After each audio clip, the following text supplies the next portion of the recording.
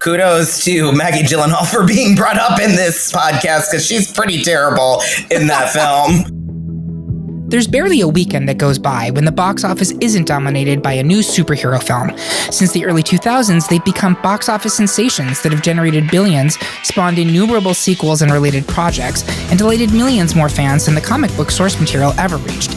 But even before the days of cinematic universes, superheroes made it to the big screen, sometimes with still legendary results. So now, the great pop culture debate wants to look back at films both past and present to determine the best superhero film of all time. I think Thanos took Elle Woods' bent and snap routine a little too seriously. Why am I so ashy? I'm your host, Eric Resniak. Please help me welcome my panel for this episode. He's done more than dance with the devil in the pale moonlight. It's Brendan Hay. Eric, this town needs an enema. And probably some poppers if the buggery of round one is any indication. He's more caftan crusader than caped crusader. It's Jake Lewis. Saving lives in style and comfort, Eric. Are you taking applications for a sidekick? And finally, oh look everyone, it's America's ass. It's Kevin Dillon. That's what it says on my Sniffies profile. Check me out. I'm in Astoria. And much like America in the 2020s, this ass is totally fucked. So if you're curious about how we ended up with this Super 16, become a Patreon supporter of the podcast or check out the bonus preview of this episode on your podcast platform of choice, in which we go through the whole bracket up to this point. And don't forget, you can head to greatpopculturedebate.com and find the listener bracket for this episode so you can play along with us at home. And with that out of the way, let's skip the origin story everybody already knows and move straight on to these debates. First up, ultimate number one seed The Dark Knight is defending itself from the mutant mayhem of the original 2000 version of X-Men, a 4 seed. Brendan, explain why, no joke, The Dark Knight is the better film. Jake, take us to school, specifically Xavier School for Gifted Youngsters, and educate us on X-Men. I'm going to have Brendan go first. So for me, it is, I prefer joyful superhero movies by and large. You'll see that from the rest of my choices. The one super serious, may as well be a crime movie versus a superhero movie choice that I have is The Dark Knight. I think it's one of those things of all of these things on paper should not be things that actually would appeal to me as a take on Batman. But wow, anytime I watch it, I get hooked. It has become one of those movies that if it's on, it was like a TBS, the last of the TBS TNT type of movies for me, that if I come in at any point, I will watch it all the way through. Heath Ledger is fantastic. It is a reinvention of a character we've all seen in so many mediums, so many different ways. He found a new way in, and it's great. I like the Bale voice and the dichotomy that he brings to actually defining Bruce and Batman differently. It's not just one guy. I like, look, not every swing lands or connects, but Nolan tries to actually make it topical and something about the world. And also it looks good. I think it's a rare movie that is a literally dark movie that's actually shot properly and looks great. And the scale and epic quality of it all. Like, it is like a giant American crime film that is still genuinely full of superheroes. So I do think it does still fit the superhero film definition. X-Men movie is great for its time. All the MCU I feel like is built on it. That said, not the best movie. Oh, great. Thank you very much for that argument. Jake, talk to us about the original 2000 X-Men. Yeah, so I mean, the original X-Men kind of introduces you to all of your favorite characters kind of all at once and throws them at you in a very like compelling way. Having Hugh Jackman as Wolverine just at the very beginning of the movie and really advancing his storyline. It felt innovative at that time just because of the way it was filmed. It also, I know Bryan Singer's a little bit problematic, but like the underlying vibe of queerness to me that came out through all the X-Men movies that he directed. I was 16 years old, I think, when this movie came out, and seeing like not overt representation, but something I could relate to on screen. Really made me enjoy this movie. And I don't even know if it clicked that that's why I liked it so much at the time. But yeah, from the cartoons, kind of jumping from the cartoons that I watched and loved and the comic books I read and loved, to seeing all of these characters come to life. with the exception of like, I think they underutilized Halle Berry, and I say that even after watching Catwoman. She, I think they did a really good job packing a bunch of people's storylines into a nice, tidy little box that left it open for future movies. Yeah, absolutely agree. Kevin, where are you on this one? Yeah, Jake, you did a really good job of, I think, connecting to the emotional connections that I also have to the X-Men, also have an X-Men tattoo, and it really resonated with me around what the film is trying to do. In this battle, Brendan's argument of technical makeup for the film and Heath Ledger do win out here, so I'm going to go with The Dark Knight. I also give it to The Dark Knight here. I think it was where people started to say in the 21st century, oh, superhero movies can actually be capital C cinema as well. And we'll get to why, frankly, that should have been discovered earlier, but that's down the bracket. X-Men was huge. As an X-Men dork from a very young age, it was mind-blowing to see those characters on the screen, and it shouldn't have worked in a lot of ways, but it did. But I'm giving it to The Dark Knight here. So Dark Knight will advance into round 3. Speaking of the X-Men, however, 3-seed Days of Future Past is currently facing a threat from the present as 7-seed Blade, the original 1998 film. Brendan, stake your reputation by getting Blade into round 3.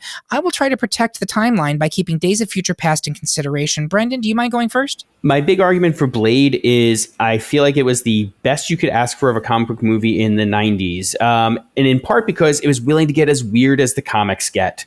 You have from the opening sequence with the blood raining down from the sprinklers in a rave of all things, and then going to how weird that final fight gets between him and Deacon Frost, and like with blood clouds and monsters and everything. Like, it was willing to go to comic. It was willing to meet comic fans on screen, not try to meet the normies. That said, knowing how this all shape might be going, if this is the big X-Men movie that we're all going to be supporting on the way through, am I the only one voting Blade? Because then I would probably swap. I can ask people. Kevin, are you voting Blade or are you voting Days of Future Past here? I'm open on this one. I'm gonna say that. So keep going. Honestly, like I my vote can be swayable here. Okay, I love to hear it. So I'll take a whack at Days of Future Past here. We talked about this in the first part of the episode, which is that Future Past is probably the best X-Men film. It straddles the original trilogy and the reboot that started with First Class, bringing in both casts and righting many of the wrongs that were perpetrated primarily by Brett Ratner and the odious third film, The Last Stand. The Sentinels were finally properly introduced in this movie, and they were absolutely lethal. The filmmakers did a great job taking a complicated but legendary comic story and adapting it for film, changing the focus to characters that were more palatable to the film audience. And it introduced Evan Peters' incredibly successful version of Quicksilver, which would go on to have a fascinating legacy of its own, arguably the most successful of the characters introduced in the last couple films of the X-Men series, and then also coming back in WandaVision in a very weird thing, kind of footnote for the MCU overall.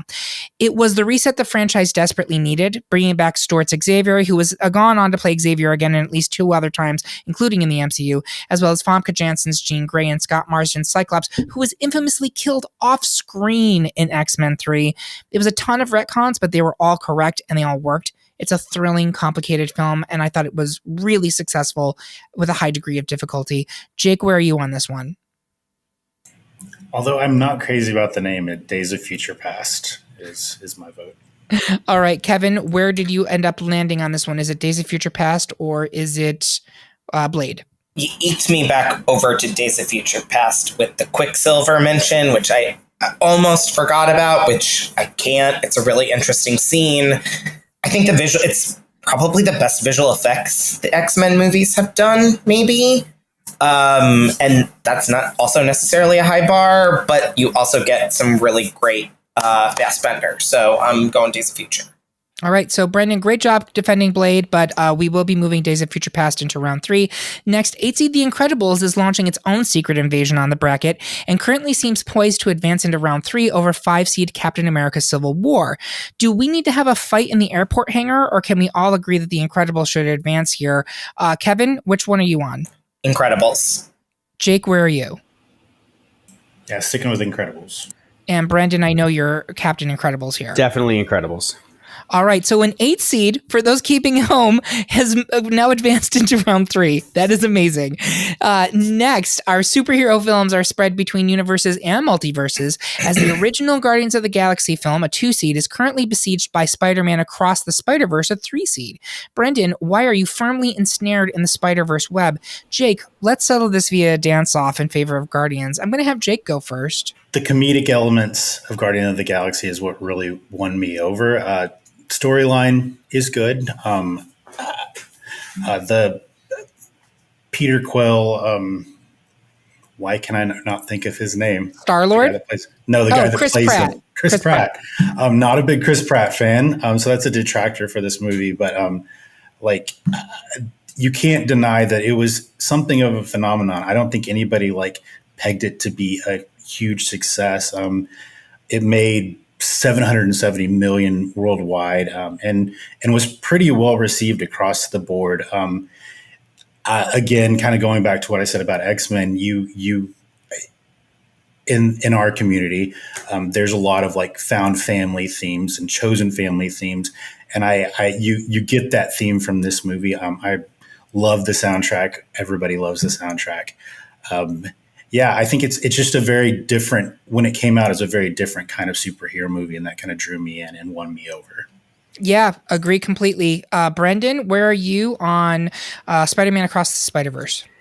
Yeah, to me, this is I think was my ultimate number one pick across all of them, or maybe with Incredibles or Into the Spider-Verse being the other ones in that orbit. But the Spider-Verse movies, both of them, capture the joy and high stakes simultaneously. That is what I think of when I love superheroes. I want something that the world is going to end, but we're still having fun and weirdness and humor and soap opera and personality. I want those two things at once.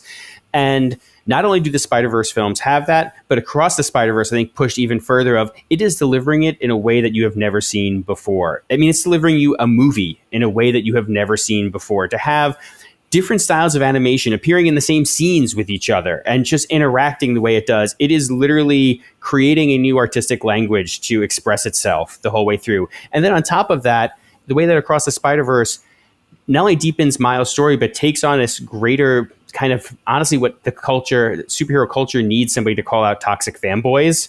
And the whole, you're not mine, you don't get to own this, you don't get to have that kind of gatekeeping. It does it in such a way that is still totally the plot of the film, but works on a totally different level as taking a stand about the whole anybody can be a superhero kind of thing. It just, I love how these movies handle Miles and Gwen and just flesh them out. And they're just gorgeous. I want to live inside Gwen's watercolor world. They are so beautiful. If you have not watched them, I was blown away, especially at Across the Spider-Verse. Kevin, where are you? I'm also with Across the Spider-Verse. I think it's amazing. It's beautiful. It's perfect. It's amazing. It's spectacular. It's a model. Yep. So did you stone those tights, Eric? I did. So I probably am also voting for Across here. I do want to say this, Jake, you brought up that nobody was expecting Guardians. Nobody saw that coming. And to me, this was the biggest test of the MCU. Ant-Man was already in development way before the MCU was a thing. It was supposed to be done by the guy who did Shaun of the Dead. Edgar Wright. Thank you, Edgar Wright. And then that all fell apart. So that was already happening regardless. Guardians was an enormous risk. For those who don't know, I'm going to drop some comic book knowledge on you. The Guardians have never been successful in comics. Literally ever. They can't get a series to last beyond 30 issues even now. Still with their films, not successful.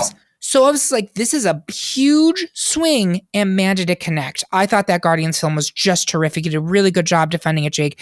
It's a step against Across the Spider-Verse. So Across the Spider-Verse will continue into round 3. Next, the heroes are coming together in our next matchup, in which Avengers Endgame, a 1 seed, is currently facing the big daddy of the MCU, the OG Iron Man, a 4 seed. Kevin, why should Endgame ultimately win the day? I will steel myself as I go into battle for Iron Man. Kevin, do you mind talking about Endgame first? Sure. This is the beginning versus the ending, right? Yep. This is that's what this is of the MCU, and I think which is better? I think there is a debate that you could have here. So in Avengers Endgame, you have the ending of this, I think it's 20 film spectacular around there of stories that are being interwoven with Thanos looking to use the Infinity Stones to blip out existence in Infinity War. He does this, and you have part of humanity left behind in Endgame, and what you're doing is this kind of heist film race to save humanity and bring everyone back into existence so they can defeat past Thanos, who comes to their present to hunt them down.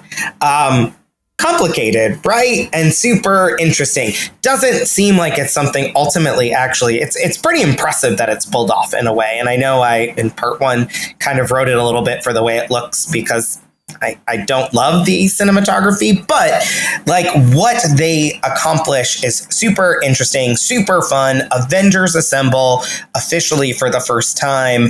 And ultimately, I went with the ending as opposed to the beginning. Yep, and I think that's really where you're going to come down here. My argument for Iron Man is the same as it was in round one. Without Iron Man, this movie, you do not have the MCU.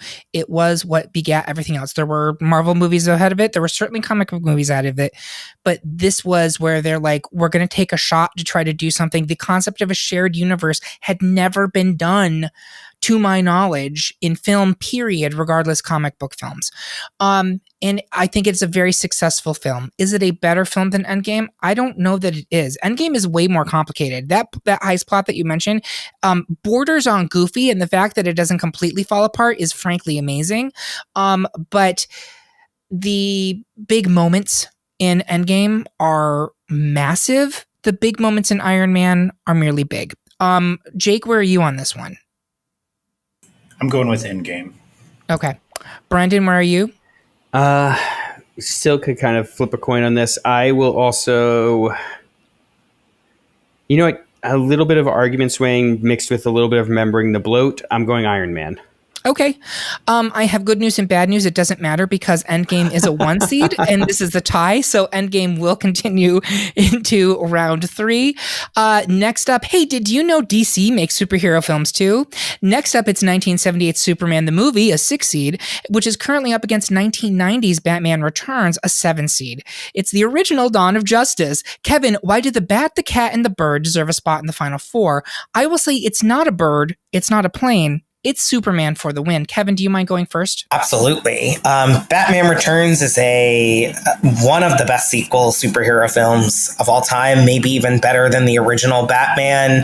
It's Tim Burton following up his 1989 film with a different look to a winterized Gotham at Christmas. And I watch Batman Returns every year at Christmas because, yes, it is a Christmas film.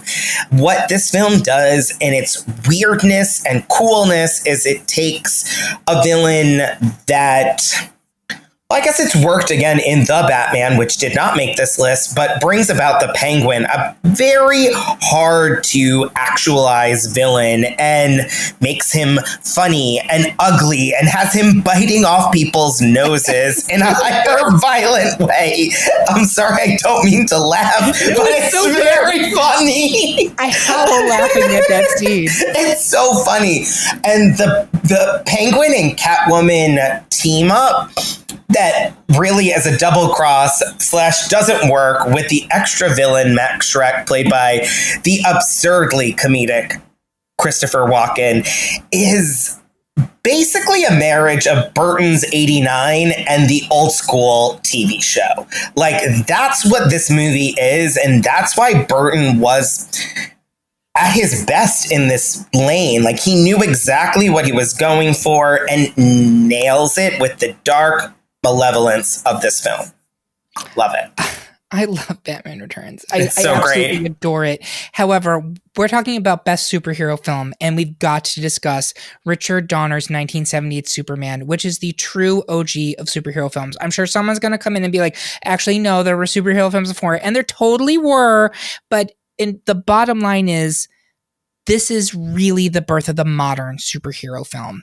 It has some issues, but it planted a flag for what superhero films could be, and in some cases, I don't think anyone has surpassed what the cast and crew did in this film in some ways. Fun fact, this is written by Mario Puzo, the guy who wrote The Godfather. This gives us an origin story for the character that had already been known to the public for 30 plus years at that point, and it's still really compelling. I was actually just watching it before you record this. It's over an hour into this film before Clark Kent shows up in the Superman costume. Fun fact. And I was raptured. I wasn't raptured. Obviously, I'm a sinner. But I was enraptured by the entire thing. It was really interesting to watch. It was the most expensive film made up to that point with a budget of $55 million. By comparison, the recently released Blue Beetle film had a budget of more than $100 million. It was nominated for 3 Academy Awards, including John Williams' absolutely iconic score, which I do not think has ever been beaten in superhero films 45 years later. It received a Special Achievement Academy Award for its pioneering work in special effects, and in 2017 was selected for preservation by the Library of Congress. Let's talk about the performances. There have been at least 2 other actors who have played Superman on the big screen, and at least 3 that I can think of on TV. And I think for most people, when you picture Superman, you picture Christopher Reeve. He not only perfectly looked and sounded the part of Superman, he brought so much humanity to a role that is, I would argue, much trickier than it would seem. There have been many good Lois Lanes, but Margot Kidder remains at the top of the pack for me. And then you have Marlon fucking Brando as Jor-El. I'm going to leave it there. Brendan, where are you? I am torn, but you swayed me on the OG, Superman. Jake, where are you? I think Superman is the better superhero. I think Batman Returns is the better movie. All right. That's actually I like that argument. That is a good argument. I will argue with you, Eric. What about AI Christopher Reeve? Isn't he just as good? I'm just kidding. Sorry, bad Flash joke, because that movie sucked. Oh, yeah, I didn't even see it, so I didn't even know what you were talking about. Oh, yeah, the AI Christopher Reeve into the Flash movie. Spoiler alert. Boot for me. So I believe we're currently split. And let's see, from seeds, Superman is a 6, Batman Returns is a 7. So actually Superman does Wow. Yeah. The fact that these are both so low seeded, by the way, is fucking bullshit. Criminal. Lock her up. So Superman will advance into round 3. It currently looks like T'Challa has the upper claw as Black Panther, a 1 seed, is poised to advance over Captain America, the Winter Soldier, a 4 seed. Is anyone here an undercover Hydra operative looking to take down our sole unanimous victory in this bracket? Kevin, are you going with Black Panther? I am going with Black Panther. Jake, are you doing Black Panther or Captain America? Black Panther. Brandon, are you doing Captain America or Black Panther? Black Panther. I will gladly do both Black Panther and Captain America, but in this particular matchup, I will give it to Black Panther. Finally, in round 1, the 1989 Batman Burton film, a 3 seed, is currently set to lose the battle to 2 seed Avengers Infinity War. Brendan, why does a man dressed up like a bat get all of our votes? I will summon all the stones in support of Infinity War, even if it costs me everything. Brendan, why don't you talk about Batman first? So speaking of films that were just broke minds when they were released, 1989's Batman was the event film of that summer. It was, people laughed about superheroes. It was the Batman's just the 1960s Adam West. Nobody thought anything of it. This changed people's minds. This made everybody see Batman differently. So everything you said about Iron Man is true for, like, I think just people even considering superheroes at large with Batman in 89. The other thing is, part of my refound passion for this, actually twofold. One, I really wanted Batman Mask of the Phantasm in this entire conversation. My favorite Batman movie of all. It's not, so I'm going all in on 89. But the other thing is, rewatching it, it is such a weird, fun movie. And I know I keep using weird as my defense for everything I pick, but my God, rewatch it. Nicholson is hilarious. The choices of Burton and everything, it is a funny movie while also still having incredibly striking action and these like iconic superhero shots and moments. Like the climax alone has all of the Nicholson one-liners to Vicky Vale as he's firing off a ridiculously long revolver. And then you have like really fun, cool takedowns between like Batman and the goons. Like it's just such a ridiculous sequence, but is so much fun. And again, captures what superheroes and only superheroes can bring to life. And also Prince, Bat Dance. Like, what the fuck? Like, how did that happen? It's amazing it happened. I'm actually very swayable on this. So let's talk about Infinity War. The big deal with Infinity War, we've talked about Endgame already. That's kind of the conclusion to the big episode. This is the tee-up, right? So Thanos had been a background player, appearing in bits and bobbles in multiple films up to this point. This time he comes in and is a threat unlike anything we've ever seen on any superhero film, I would say. Even more than, as much as I hate Man of Steel, Zod is terrifying in that movie. But Thanos, I think, actually hasn't beat. More than that, his motivations are compelling. The plot threads with him and Gamora did not need to go that hard. This is not in the comic books, folks. That's strictly invented for the MCU.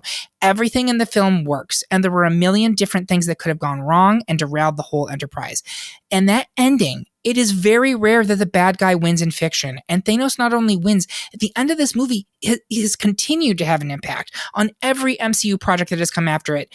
The blip is referenced as recently as Disney Plus's Secret Invasion, which was terrible. It goes beyond a good superhero film, although I think it is the pinnacle of that, and becomes a great film on its own. Unfortunately, it is only half a story, and that is a weakness that I don't think any other movie on this list has. With that being said, I'm going to say, Jake, where are you on this? Batman. Kevin, where are you? I will argue with you. Danny Elfman's score to Batman is better than John Williams' Superman score. Batman. Really? Okay. Yeah. Well, I'm Vicky Vale. It doesn't matter what I vote for because Batman is advancing into round 3. And that's the end of round 2. We're going to take a quick break to fight with our multiversal doppelgangers. We'll be right back after these messages.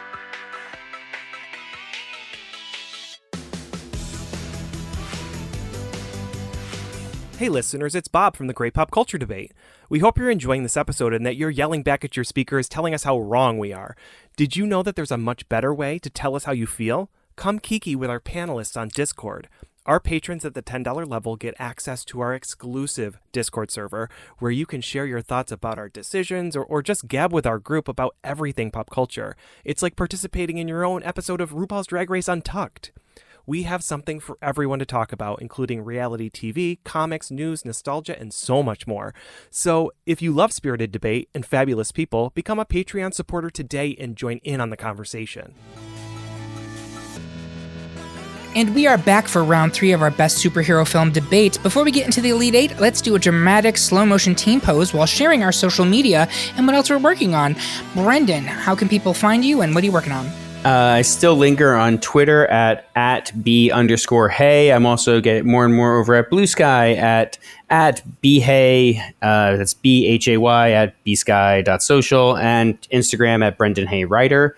And yeah, please check out Gremlins Secrets of the Mogwai over on Max. All of season 1 is up there now, and it's covered in Animation Guild. We are not WGA, so we're not violating strike, which I wholeheartedly support.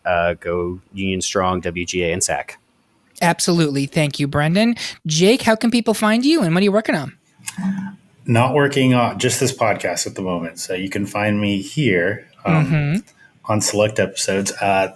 Instagram is That Takes the Jake, and Facebook is just my name, Jake Lewis. Happy to see y'all all over there. Perfect. Thank you very much. And we're delighted that you're working on this here podcast. Kevin, what are you working on and where can people find you? Working on Sniffies, plug us, support us. No, I'm just kidding. I'm working on nothing. I'm just working day to day and working on this podcast, which I love to support. And you can find me over on Twitter or whatever the hell it's called, X or whatever, at ET Kevin's Mind. Great, thank you. You can find me at Eric Resniak on Twitter and Instagram, or just message at Great Pop Culture Debate on Insta or at GPCD on Mastodon. We are still on Twitter, X, whatever, at culture_debate, and we'd love for you to tell us what you think about this episode. So let's move on to round 3 before the villains team up to take us down. At this point, we're just going to go for it around the horn. The first matchup in our Elite 8 is Dark Knight, a 1 seed, versus X-Men Days of Future Past, a 3 seed. I'm going to start with Brendan. Where are you? After everything, I'll still write out Dark Knight. All right. Jake, where are you on this one? Days of Future Past. I promised an argument for the Dark Knight in the Patreon exclusive, but you won't get it because I want Days of Future Past. Okay, thank you. Kevin, what have you got on this one? This is tough because the one I wanted to move forward in this was actually Spider-Man 2, which got voted out in round one. But I guess of these two, I will stick with Dark Knight. So it's looking like this is the last X-Men film on the bracket, which is interesting because we had 420 of them when we started. So part of me wants to keep it because we have another Batman film on here, but it's not about what's fair, as Naomi Smalls taught us. So I am going to go with Dark Knight. It's the ultimate number one seed for our voters, number one, and it's Oscar nominated. Again, it's a movie that made people take comic book superhero films serious again. The one point I was going to make earlier is Superman the movie is very much an auteur film. Like, you can say what you want, but it is 100% like that was total awards bait when they made it. So the fact that everyone's looking at the Dark Knight, it was something new. It actually was something very old. But that's 3 for Dark Knight, so it will advance into the final 4. Next, it's The Incredibles, an 8 seed. Love that Cinderella story versus Spider-Man Across the Spider-Verse, a 3 seed. I'm going to start with reverse order. Kevin, where are you coming out on this one? This is Spider-Verse hands down for me. I think it's a spectacular film. I would have pushed maybe into the Spider-Verse because it's a little more legroom, but I actually do think Across the Spider-Verse is better than the original. So I guess it all works out. Spider-Verse for me. Okay, Jake, where are you on this one? My heart says Incredibles, but I do agree with everyone's arguments in the last round about Across the Spider-Verse. And I think it is the last Spider-Man movie in the bracket, right? It is, yes. Yes, yeah. So I think I'm going to go with Across the Spider-Verse. Okay. Brandon, where are you? Incredibles walked so Across the Spider-Verse could run Across the Spider-Verse. I'm going to be a little spoiler, and I'll throw a vote to Incredibles here. I love the fact that it's an 8 seed, and it made it all the way this far. I made a joke at some other episode, I think it was the Pixar one, that Marvel's making their Fantastic Four film now, but Disney already made a Fantastic Four film, and it's called The Incredibles, and I'm not sure if they're ever going to be able to top that. It's very well done. Across the Spider-Verse is great, but much like Infinity War, it's only part of a story. It leaves you on a cliffhanger. It's not a complete story. So I'm giving it to The Incredibles here.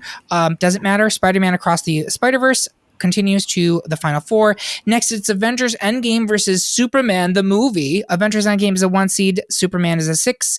I'm going to start in the middle. Jake, where are you on this one? I'm going to go with Endgame. All right. Brendan, where are you on this one? I am Superman. Kevin, where are you on this one? I am also Superman. Jake, I feel really bad. You are getting absolutely battered and beaten. So sorry. Much like the Avengers in Endgame. Yeah. I love it. Look at my choice of friends. Anytime. You'll see that I'm into that. All right. I think my argument here is that Endgame is an incredible moment. It's our last Avengers film in here. It was mind-blowing and a huge job to do, and it did it. But Superman the movie, despite the fact that the villain plot in Superman the movie is really dumb. It's so dumb. It's so dumb. But like everything up until that is really good, and it's never been done better. And it was in 1978. I'm giving it to Superman the movie. And the villain performance is fantastic. It is. Gene Hackman is great. It's just that his plot is stupid. Yeah, no. He sells the hell out of it. No, it's just that him and Valerie Perrine just sell the hell out of every moment they have, no matter how ridiculous it gets. Sorry. No, you're absolutely right. Yeah. And it makes me laugh that when they did Superman Returns, again, they went to the real estate plot line with Lex Luthor. Like, that was not the lesson to take from those movies. No. Anyway, Superman's in the final 4. Finally, it's Black Panther, a 1 seed versus Batman 1989, a 3 seed. I'm going to start with Brendan. Where are you on this one? Absolutely love both. I mean, I just made the passionate argument for Batman in the last one. I wish Batman 89 could replace Dark Knight in the other corner of this final 4. That said, I do think MCU deserves to be represented, and I actually think Black Panther is the right film to do that. I think it's my argument for the strongest of all the MCU movies. Like, on a filmmaking level, it's iconic. Visually, the world building, so many superhero movies try to run before they can walk, but Black Panther actually pulls it off. Wakanda is so fully fleshed out from the get-go. It's incredible. I mean, I would watch more on any character in this film, including even like Andy Serkis's Claw with his mixtape side hustle. Like, I want more of every character here. And again, it manages to pull off, I think, even more than The Dark Knight, complexity without losing joy.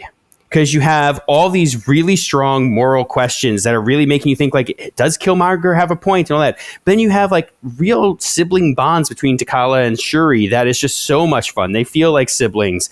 And yeah, it just feels lived in, I feel like, is the other thing about this film. So yeah, for a final four, I want Black Panther in there, even more than my beloved Batman 89. Great arguments. Jake, where are you on this one? Yeah, I think Batman, that particular Batman, is exceptional for what it was. But yeah, we already have another Batman movie in here, and I think out of the two, Black Panther is the better movie. Great. Kevin, where are you?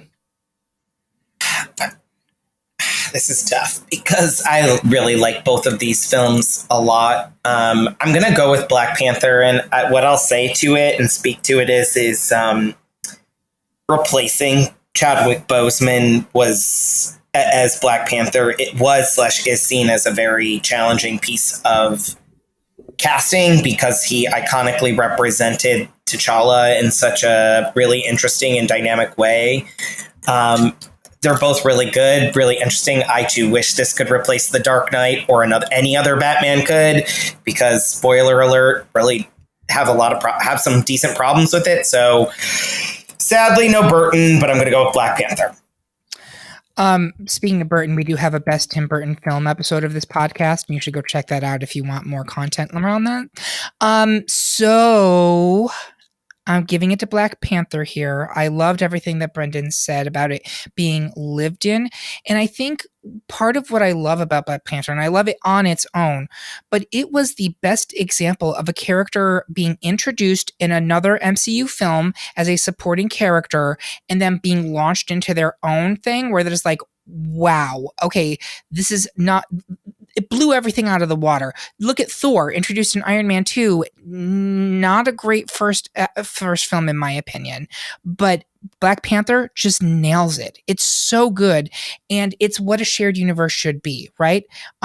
Every choice they made for that film was correct. Every choice. So that is it, folks. We have our final four. Note I did not say Fantastic Four. We're going to take a break and we're going to add a bunch of new panelists to replace the original cast once they start demanding more money. We'll be right back after these messages.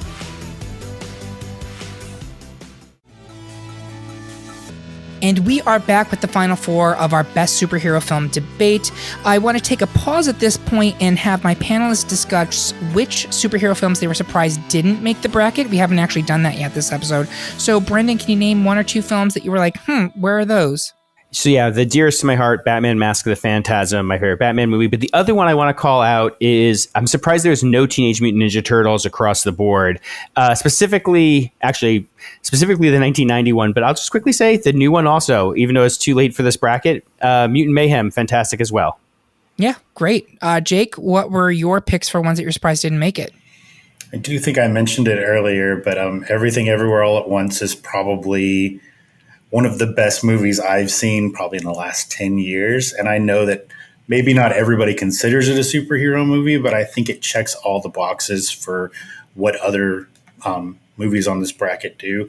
Plus, I mean, Michelle Yeoh is a goddess. So yeah, I wish it would have been here. I understand that it's not probably classified by a lot of people as a superhero, but in my mind and in my heart, that's my movie. I love that argument, and it's such a good film. Kevin, what have you got? I think I'll echo what Brendan said about Mask of the Phantasm, but I guess there's a couple The Dark Knight Rises made this list, but Batman Begins didn't. I don't know. That's odd to me. Yeah. And then the other Batman, The Batman with Robert Pattinson, I guess was a little bit more divisive maybe and didn't make the list. And then I guess because we had the TV show Watchmen, we didn't get the movie Watchmen. That was kind of meatiest of ochres in the list. And, Zack Snyder, who directed Watchmen, no presence on this list. Not a single mention, which is kind of weird because I thought the internet said he had a lot of fans. You know what? It gives me faith in humanity again. Yeah. Weird. I love that. Thank you for that dig. And I will say, for what it's worth, Watchmen, his version is a pretty faithful adaptation to the original. They changed the ending. But that actually made me really bored by it. I was like, you're not adapting this in any way. You're just basically you're going to say something, Brad? I was going to say, I'd argue it is visually faithful and tonally completely incorrect. Yes, that is a great way of looking at it. For me, the ones that I wouldn't say I'm surprised they didn't make it, but I do want to give a shout out to The Rocketeer, which before Great its choice. time. Before its time, oh my god, it's not The Spirit. That was terrible. It was one of the worst films. I actually apologized to Kate Reculia. I took her to see that movie and I apologized to her for how that was. The Shadow with Alec Baldwin was a really fun movie that I wish had a bigger legs going for it. And this one, we went back and forth as to whether or not it counted, and we decided it didn't ultimately. But the Dick Tracy movie that came out in the 1990s is much better than it had any reason to be, and actually holds up really well. So if you haven't watched it, he's not a superhero. He's not a vigilante. He doesn't have superpowers. He is a comic book character, but he didn't meet our criteria. But that movie is great, and Justice for Madonna as Breathless Mahoney, who's so good in that movie. I'm just going to say it. All right.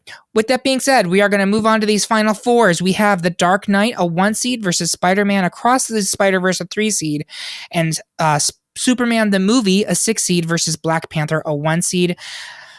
Jake, I'm going to start with you. Dark Knight versus Spider-Man Across the Spider-Verse. Where are you going? I'm going to go with Across the Spider-Verse. They killed Maggie Gyllenhaal, so... Yeah, I mean, you can't unforgivable. So, but only after they killed Joey Potter. Let's all remember she was what's her face, Katie Holmes. Where's Rachel? All right, so Across the Spider-Verse for you, Brendan. Where are you on this one? Oh, Across the Spider-Verse. Kevin. Kudos to Maggie Gyllenhaal for being brought up in this podcast because she's pretty terrible in that film. Across the Spider-Verse. I've 100%. I think that's going to be a very controversial decision. I expect that when we do our next Great Pop Culture Rebuttal episode, people will be like, how did The Dark Knight go out at Final Four? But that's where you all are coming from. I can see it in the sense that Spider-Man Across the Spider-Verse is very experimental. It is a capital A art film. It is doing things that nothing else on this list is doing. And it's doing them really, really successfully. I just think in terms of legacy, Dark Knight ultimately will be the one that people remember more, but that's fine. Everyone is entitled to their wrong opinions, right? So as Spider-Man Across the Spider-Verse moves into the finals, next it is Superman the movie versus Black Panther. Kevin, where are you on this one? I'm going to go Black Panther mainly because I do think that Superman is a good movie. It's better than it has any right, and it doesn't get the credit it deserves, in my opinion. And I think you made a really good argument there earlier, Eric. I do think there are some elements of the end that just fall apart for me in a way that I actually think there are some silly elements to the Black Panther ending as well a little bit, but it's not even close to that level of bad. And Michael B. Jordan, who we haven't talked about yet, as Killmonger is frightening, excellent, correct, question mark. And he's just gives a next level performance. He's so good. So Black Panther. Brendan, where are you on this one? Pretty much for all the same reasons Kevin just said, Black Panther. My Superman, weirdly enough, for a movie that has super in the title, the human element of Superman the movie is what still works the best for me. It's the Jonathan Kent monologue. It's everything between Clark and Lois and all of their scenes. It's that little scene between Superman and Valerie Perrine. Like, it's those kind of things that is why I still love that movie. The plot gets super ridiculous. Like, it really does kind of, if I was just watching for that, I would not watch again. Whereas I think Black Panther works on all fronts. Like, there is there are just striking visuals. The design, we haven't even really gotten into, like, the art direction of Black Panther is just gorgeous and inventive and combining so many different African styles and futurism and all into one thing. So I think it's just, it's more of a whole. But I think it is also, it's, again, I think I've used this twice already. It's some version of walk to run. We had Superman to get to a place where we can have Black Panther. Yeah, and I do want to, I'll get to your vote in a second, Jake, but you mentioned the scenery design in Black Panther, which I agree with all that stuff. Watching Superman right before recording this episode, I was blown away at the set design for that movie, which was all done with practical effects and models. The Krypton stuff was like, I was like, how did they do this? It was amazing. But all that being said, Jake, where are you on this? Yeah, I'm going Black Panther with this one. Superman, I guess he can fly around the world backwards if he wants to change our votes. Get her, Jade. Yeah, I really do think if we stop Superman at basically the hour and a half mark and just left it there, I think it would have a much better legacy. And unfortunately, we didn't, because the Luthor plot is really dumb, and the turning the world backwards is really dumb. But obviously, Black Panther is advancing. I do want to say one more thing on Superman, which I thought was amazing. And Brendan, I'm curious if you can, maybe Kevin too, maybe Jake. This film, they were filming both Superman 1 and 2 at the exact same time. And I don't know if any other film had ever taken that approach before.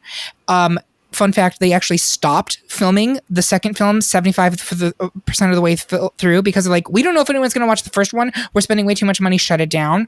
But like the whole scene with Zod and the like bad Kryptonians in the beginning of Superman 1 is setting up the sequel directly. Like that has nothing to do with the rest of the film. The fact that they were doing that in 1978 is incredible. And nobody did that type of thing again until the MCU, like 30 years later. That's really remarkable. Yeah, it's pretty amazing.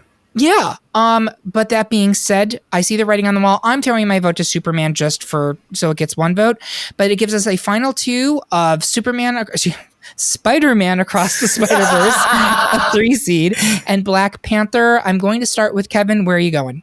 I just want to say that this final two is a final two of 2 superheroes who are people of color. Yeah, great point. Which is super fucking cool, and fuck you to anyone who doesn't like that. And I love it, and it's awesome.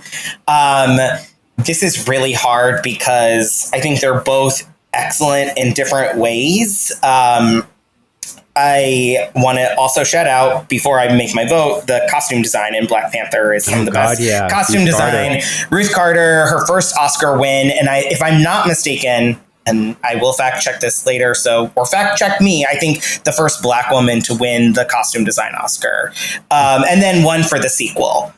Just this past year. So super impressive costume design. Really loved, as you all said, the world building that exists in there. I do think it suffers a little bit, though, from, and this is my quibble of vote, a little bit too from that like futziness or fuzziness that Marvel has with their origin movies, where there's still some stuff that they haven't exactly fleshed out that's kind of not as developed, like Daniel Kaluuya's character, and they don't do as much, and it's a little to the wayside, and even the Dora Milaje are kind of sidelined a little bit. So with those little quibbles, I'm gonna go with Spider-Verse. Ooh, okay. Jake, where are you on this? Yeah, I'm on the other side. I'm sticking with Black Panther on this one. Just kind of groundbreaking to have an all black cast in a superhero movie, which, I mean, not the only deciding factor, because it's a great movie and it stands alone really well for me. But yeah, I think it's a close one, a little closer than I expected it to feel. But yeah, Black Panther. Brendan, where are you? I think these are a great final two. I think they represent kind of the peak of the modern Marvel sensibility, like the best of that. And then on the other hand, which tips where I'm leaning, I think Across the Spider-Verse just is the peak of what you can do for superheroes in a movie. I'm actually just going to push back on the point from the earlier round about it being half a film. The plot-wise, yes. character-wise, no. The film starts with Gwen, ends with Gwen. There's a complete character arc for Gwen of learning to kind of get past her fear. I think a lot of the movie, both films, thematically, is about pushing yourself past your fear to be the hero you can be. And Gwen actually does that here. It's her getting past everything she's afraid of losing a friend, of losing her father, of all of that, to take that risk and that chance. So I think it is a complete story in and of itself. That said, there's still continuing plot elements. But yeah, for me, it's just Spider-Verse makes me excited about what else we can still do with superheroes in cinema. So that's my vote. Do we think that we will be accused of recency bias, given that this film came out in 2023? Do we think that if we'd recorded this 3 years before, well, I mean, it didn't exist 3 years before, but if we were filmed this a couple years from now, do we think that this would end up the winner? I'm just curious for people's thoughts. I think that's totally possible. I will say, I think if we recorded 3 years from now, there just could be a chance that I'm like pushing equally hard for Into the Spider-Verse in a similar sense. Like, to me, it's just like, it's got to be one of those two. Okay. Yeah, that's actually my thought as well. Like, if you asked me 3 years ago, I would have gone with Into the Spider-Verse. I think Black Panther is a good movie. It's tough because I hear you on the recency bias. For me, I would call that out usually myself, and I do call that out a lot because I think we do lean into recency bias. I think with this instance, I do agree with Brendan's argument around like it being the pinnacle of what a superhero movie can and could do and what's to come. And I think it bridges the peak or a point that, you know, we've talked a little bit about. We have a Discord chat if you join our Patreon. And we've talked a little bit about this in that where we've named that where are superhero films going?